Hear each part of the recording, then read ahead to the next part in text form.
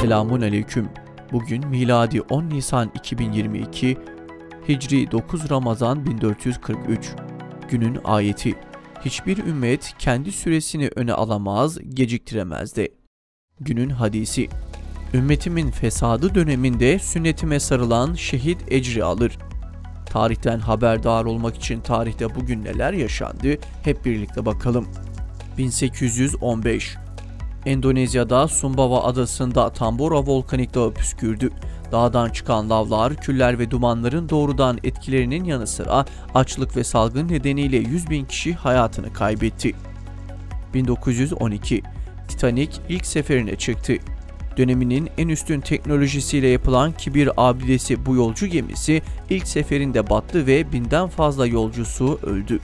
1927 Binaların numaralandırılmasına ve sokakların adlandırılmasına ilişkin yasak kabul edildi. 1928 İsmet İnönü ve 120 milletvekilinin teklifi üzerine anayasadan dini terimlerin kaldırılması hakkındaki kanun kabul edildi. Türkiye Devleti'nin dini İslam'dır cümlesi anayasa metninden çıkarıldı. Milletvekilleri ve Cumhurbaşkanı yemin ederken vallahi yerine namusum üzerine söz veririm demeye başladı.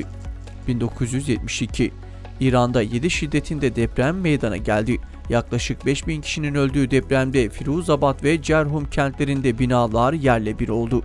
Deprem sırasında erkekler tarlada çalıştığı için kırsal bölgede ölenlerin çoğu kadınlar ve çocuklar oldu.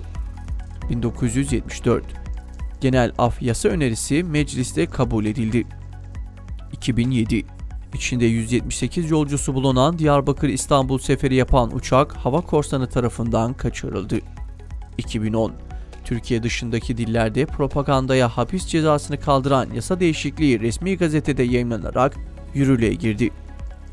2014 Bölgenin tanınmış kanaat önderlerinden Muhammed Sudan Hoca, tedavi gördüğü Dicle Üniversitesi Hastanesi Onkoloji bölümünde vefat etti.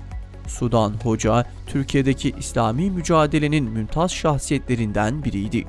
Muhammed Sudan Hoca, İslami bir neslin oluşması için varını yoğunu ortaya koymuştu.